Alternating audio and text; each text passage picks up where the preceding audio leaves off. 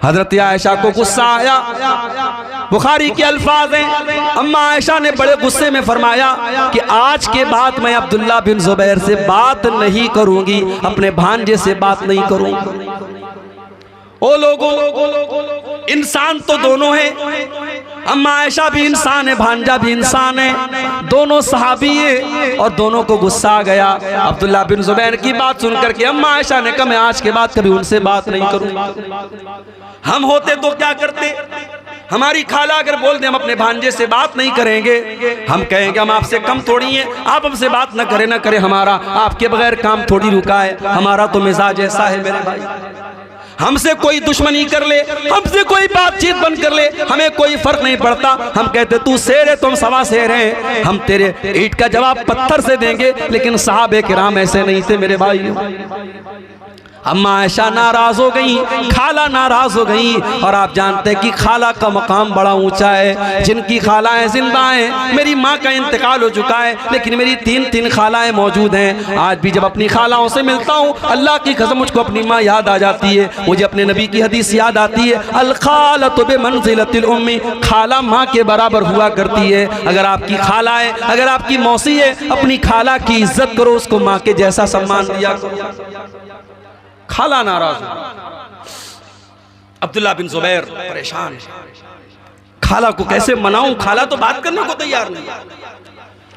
अब्दुल्ला बिन जुबैर जानते थे कि हजरत आयशा अल्लाह के प्यारे नबी से बहुत मोहब्बत किया करती थी। और नबी के इंतकाल के बाद जो नबी के रिश्तेदार थे, नबी के चाहने वाले थे, अम्मा आयशा उनसे भी बहुत ज़्यादा मोहब्बत किया करती थी।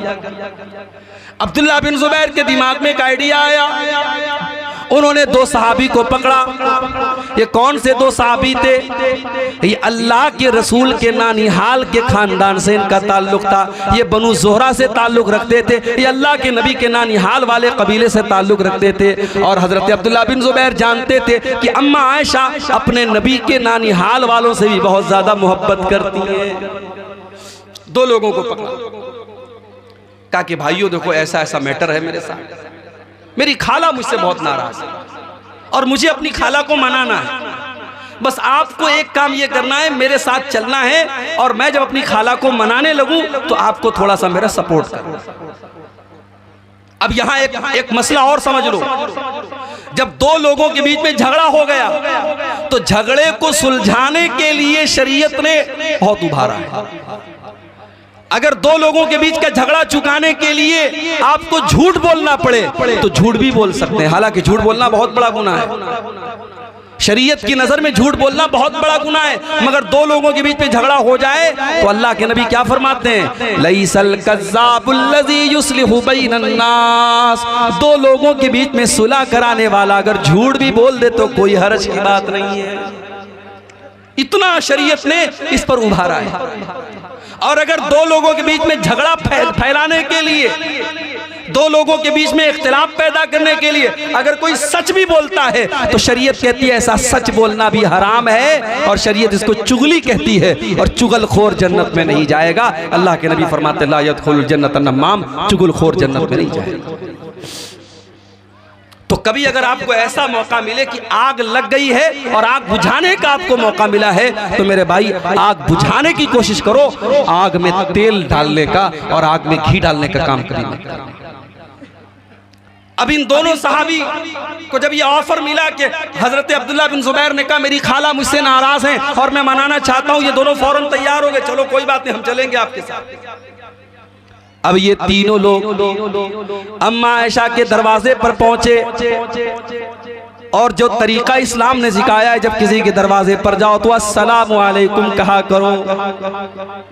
आज के जमाने में मोबाइल का दौर है, आप किसी को कॉल करें तो हेलो कह करके बात ना शुरू करें, अस्सलामु अलैकुम कह करके बात शुरू करें, यही सही है। भाई हेलो का मतलब क्या होता है? हेलो बोलो सुनो, तो सुनो कहने से बेहतर हम अस्सलामु अलैकुम के उसके बाद बात शुरू करें। तो हजरत आयशा के घर पे ये तीनों पहुंचे, इन्होंने कहा अस्सलामु अलैकुम, अंदर से जवाब आया वालेकुम अस्सलाम व रहमतुल्लाहि व बरकातुहू। इन तीनों ने कहा कि अम्मा आयशा क्या हम अंदर आ सकते? अनदखुल, क्या हम अंदर आ जाए? अम्मा आयशा ने कहा ठीक है अंदर आ जाओ। तीनों अंदर दाखिल हुए। अम्मा आयशा को पता नहीं है कि अब्दुल्ला बिन जुबैर भी आया है, मेरा भांजा भी आया है। इन तीनों ने कहा, अय अम्मा आयशा क्या हम सब आ जाएं? कहा कि हाँ सब आ जाओ। अंदर गए तो पर्दा लगा हुआ है। हालांकि अम्मा आयशा सारे मुसलमानों की माँ का दर्जा रखती हैं, मगर कुरान ने अल्लाह के नबी की बीवियों को भी सहाबा से पर्दा करने का हुक्म दिया है। मेरे प्यारे साथियों, जरा अपने अपने घरों का जायजा ले लो। गांव का कोई नौजवान आता है और आपकी बीवी को भाभी कहता है, आपकी बेटी को बहन कहता है, और आपको लगता है ये तो मेरे गाँव का रहने वाला है, ये तो मेरे गाँव का लड़का है, मेरी बीवी तो इसकी भाभी लगती है, मेरी माँ तो इसकी भाभी लगती है। और ये कह करके उस नौजवान लड़के को आप अपने घर में कोई पर्दा नहीं करते हैं, कोई उसको घर में आने जाने की इजाजत देते हैं, और यहीं से बुराई जन्म लेती है, यहीं से बुराई जन्म लेती है। हमारे यहाँ क्या है साहब, भाभी माँ के समान। भाभी को मायके जाना है, देवर छोड़ने जा रहा है। भाभी बाइक पर बैठी है, देवर को चिपक करके बैठी। हराम है ये, गलत है, नाजायज है ये। भाभी आपकी माँ नहीं है, होगी किसी कॉन्सेप्ट में, इस्लाम में नहीं है भाभी माँ। भाभी को माँ कह देने से वो माँ नहीं हो जाती। इस्लाम बहुत सख्त है इस मामले में। इस्लाम तो यहां तक कहता है, अगर किसी औरत ने किसी बच्चे को पाला है, पोसा है, वो भी उसकी माँ नहीं है जब तक कि दूध नहीं पिलाती। दुनिया में माँ जो होती है वो या तो वो माँ होती है जिसने जन्म दिया है, या वो माँ होती है जिसने दूध पिलाया। आपके माँ कह देने से कोई माँ थोड़ी हो जाएगी। हमारे यहाँ देवर भाभी के बीच में बड़ा हंसी मजाक चलता है। भाभी को कोई फर्क नहीं पड़ता उसका दुपट्टा सर पे है कि नहीं है, सीने पर है कि नहीं है, कैसा कपड़ा पहनी है, देवर के साथ हंसी मजाक कर रही है। यहीं से बुराई जन्म लेती है। मेरे अपने घर के बाहर पर्दा करना आसान है, घर के अंदर का पर्दा बड़ा मुश्किल है। इस्लाम ये कहता है देवर के लिए भाभी, भाभी के लिए देवर मौत है, जीजा के लिए साली, साली के लिए जीजा मौत है। वो रिश्तेदार जिन रिश्तेदारों से शरीयत आपकी बेटी को कहती है पर्दा करना चाहिए, जब आपकी बेटियां जवान हो जाएं, जब आपकी लड़कियां जवान हो जाएं, अपनी बेटियों को सिखाओ, बेटी जिस तरीके से तुझे गांव के और लोगों से पर्दा करना है, तेरी खाला के लड़के से भी तुझको पर्दा करना है, तेरे मामू के लड़के से भी तुझको पर्दा करना है, तेरे चाचा के लड़के से भी तुझको पर्दा करना है। ये कजिन ब्रदर जिनको कहा जाता है, ये चाचा के लड़के, ये ताया के लड़के, ये मामा के लड़के, ये सब आपकी जवान बेटी के लिए गैर महरम है। उनसे निकाह हो सकता है, उनसे शादी हो सकती है, इसलिए उनसे पर्दा करना चाहिए। इसी कटिहार में या सीमांचल के किसी जलसे में मैंने तकरीर की थी और मैंने बोल दिया इसको कि इस्लाम में बहन सिर्फ एक होती है, सगी बहन। बड़ा बवाल हुआ था साहब। उस वीडियो को आरएसएस वालों ने चला दिया फेसबुक के ऊपर। कहा देखो ये है इस्लाम की हकीकत। इस्लाम में ये इंसानियत नाम की कोई चीज नहीं। इस्लाम के अंदर बहन सिर्फ सगी बहन है। भाई तोड़ मरोड़ के बीच में से आप कोई बात निकाल के कुछ भी बयान कर सकते हैं। हमने ये कहा था कि इस्लाम में सगी बहन सिर्फ एक बहन होती है, वो सगी बहन होती है। इसका मतलब ये नहीं होता है कि इस्लाम जो है वो इंसानियत नहीं सिखाती। इस्लाम औरत के मामले में बहुत सेंसिटिव है। इस्लाम ये कहता है कि औरत के ऊपर गलत नजर डालने के पहले सोच लो कि तुम्हारी बहन और बेटी पर भी कोई गलत नजर डालेगा। इस्लाम ये कहता है जब तुम ये चाहते हो तुम्हारी बहन को कोई और न देखे तो तुम भी किसी और की बहन को मत देखो। फेसबुक पर लोग बहन बना लेते हैं। फेसबुक पर हमारे मुसलमान लड़कियां और लड़के फेसबुक चलाते हैं। मुसलमान लड़की फेसबुक चला रही है, मैसेज आया अस्सलामु अलैकुम बहन कैसी हैं आप? वालेकुम सलाम। अभी बहन भाई से बात शुरू हुई, वो आई लव यू पर जाके कब खत्म होगी नहीं मालूम। इसीलिए मैं कहता हूं कि सोशल मीडिया आज बेहयाई और ज़नाकारी का बहुत बड़ा अड्डा बनता चला जा रहा है। और मैं अक्सर हदीसों में तकरीरों में वो हदीस भी पेश करता हूं। अल्लाह के नबी ने फरमाया जब एक मर्द और एक औरत जब अकेले में मिलते हैं तो तीसरा वहां शैतान होता है। अगर फेसबुक पर भी एक लड़का लड़की अकेले में बात कर रहे हैं, व्हाट्सएप पर लड़का लड़की अकेले में बात कर रहे हैं, तो तीसरा शैतान मौजूद है। चाहे वो लड़का बहुत मुत्तकी और परहेजगार हो, वो लड़की बहुत बड़ी आलिमा हो, मदरसे में पढ़ने वाली नेक लड़की हो, तब अगर एक लड़का और लड़की फेसबुक पर, व्हाट्सएप पर, इंस्टाग्राम पर, टेलीग्राम पर, किसी भी प्लेटफॉर्म पर अगर बात कर रहे हैं तो तीसरा शैतान वहां पर भी मौजूद है। इसलिए पर्दा बहुत जरूरी चीज है। बेटियां जवान हो जाए समझाओ कि सबसे बात नहीं करना है, सबके सामने बेपर्दा नहीं आना है। तुम्हारी खाला का लड़का, तुम्हारे चाचा का लड़का, तुम्हारे मामू का लड़का, ये गैर महरम है तुम्हारे लिए। हमारे लड़कों के दोस्त आते हैं घर में, हमारी बहन चाय लेकर के आती है, भाई के दोस्तों के सामने चाय ला के रखती। क्यों भाई? कहते अरे यार मेरी बहन है तो मेरे दोस्तों की, तेरे कहने से तेरे दोस्तों की बहन हो जाएगी। आपको मालूम नहीं है जिन दोस्तों को आप अपने घर में लाते हैं और आपकी जवान बहन उनको चाय पिलाती है, वो दोस्त आपस में जब जाते हैं तो कहते हैं यार फलाने की बहन तो माशाअल्लाह बड़ी खूबसूरत है, उस पर कमेंट बाजी होती है, आपको अंदाजा नहीं। आपकी बहन है, दूसरों की वो बहन नहीं है, इसलिए बहन वाला मामला मत रखिए। आपके दोस्त आए तो घर में कोई ऐसा कमरा बनवाइए, घर में कोई ऐसी जगह बनवाइए जहां औरतों की एंट्री ना हो और महरम और गैर महरम का फर्क आपके घर में।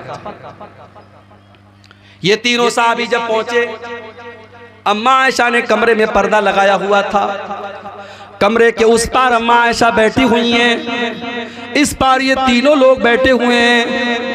जैसे ये तीनों लोग पहुंचे, अब्दुल्ला बिन जुबैर पर्दे के उस पार जाते हैं और अपनी खाला के गले लग करके रोने लगते हैं और कहते हैं खाला जान मुझको माफ कर दीजिए, मुझे वो बात नहीं बोलनी चाहिए थी जो मैंने बोली है। गौर करो मेरे भाइयों, आज के दौर में कौन अपनी गलती को मानता है, लेकिन अब्दुल्ला बिन जुबैर ने अपनी गलती को माना, कहा खाला जान मुझसे गलती होगी, मुझको माफ कर दीजिए। अपनी खाला के गले लग करके रोने लगे। खाला कहती है नहीं नहीं, मैंने बहुत बड़ी कसम खाई थी, मैं अपनी कसम को नहीं तोड़ूंगी, मैं तुझसे बात नहीं करूंगी। अम्मा आयशा जब ये बोलने लगी, इधर से ये दोनों सहाबा कहने लगे अरे अम्मा आयशा आप तो नबी की बीवी हैं, आप तो नबी की बड़ी चहेती बीवी हैं, क्या आपने नबी का ये फरमान नहीं सुना, क्या आपने नबी की ये हदीस नहीं सुनी, ला यहिल्लु लिमुस्लिमिन अयहजुरा अखाहु फौqa सलास, किसी मुसलमान के लिए जायज़ नहीं कि अपने मुसलमान भाई से 3 दिन से ज़्यादा ताल्लुक तोड़ के रखे। अम्मा आयशा आपका भांजा है, आपकी बहन का बेटा है, चलो मान लिया उसने गलती कर दी, अब माफ़ी मांग रहा है, आप माफ़ कर दीजिए, अपने भांजे को माफ़ कर दीजिए, उससे बोल चाल शुरू कर दीजिए। वो दोनों उधर से उभार रहे हैं, इधर से अब्दुल्ला बिन जुबैर गले लग के रो रहे हैं। आखिर अम्मा आयशा ने माफ़ कर दिया और अपनी कसम को तोड़ने की वजह से 40 गुलाम आजाद किए उन्होंने कफ़ारे के तौर पे। और जब भी इस वाक़े को याद करती थी अम्मा आयशा इतना रोती थी, इतना रोती थी, उनका दुपट्टा उनके आंसू से भीग जाता। ये सहाबा थे मेरे, सहाबा से सीखो। दिल में बुग़्ज़ मत रखो मेरे भाई, दिल में बुग़्ज़ रख के जाओगे अल्लाह के पछताना पड़ेगा। किसी का हक मारा है तो हक दे दो, हुकूक़ुल इबाद का मामला बहुत खतरनाक है।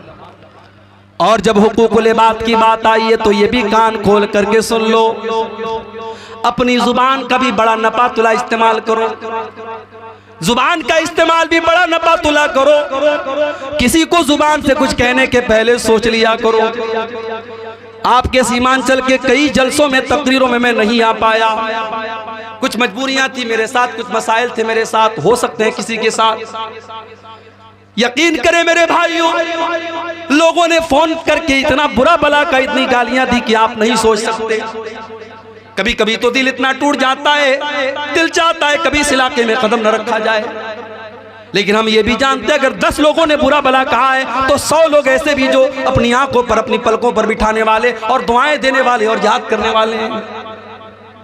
मेरे भाइयों, आप जुबान से क्या किसको बोल रहे हैं इसका भी हिसाब होगा अल्लाह के यहाँ।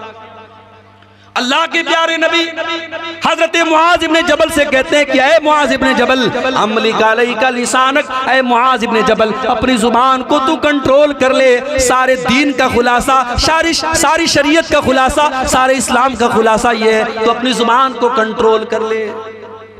हजरत मुआज इब्ने जबल ने कहा ऐ अल्लाह के नबी व इन्ना लमुआखज़ून बिमा नतकल्लमु बिही, ऐ अल्लाह के नबी क्या जुबान से हम जो बोलते हैं क्या उसके ऊपर भी अल्लाह ताला हमारी पकड़ करेगा, क्या उस पर भी अल्लाह ताला हमको सजा देगा? आपने फरमाया ऐ मुआज मैं तो तुमको बहुत समझदार आदमी समझा करता था, तुम ये कैसी बात कर रहे हो? वहल युकब्बुन नासु अला मनाखिरिहिम इल्ला हसाइदा अलसिनतिहिम, ऐ मुआज कल क़यामत के दिन लोग नाक के बल घसट करके जहन्नम में जाएंगे, उनको घसीट करके नाक के बल जहन्नम में डाला जाएगा। इसी जुबान के करतूतों की वजह से, इसी जुबान से किए जाने वाले अमाल की वजह से। जुबान की हिफाजत करो मेरे भाई, जुबान से किसी को तकलीफ मत पहुंचाओ। जुबान से किसी की चुगली मत करो, किसी की कीमत मत करो, किसी की जासूसी मत करो, किसी के बारे में कमेंट मत करो। अपनी फिक्र करो, अपने बच्चों की फिक्र करो, अपने अमाल की फिक्र करो।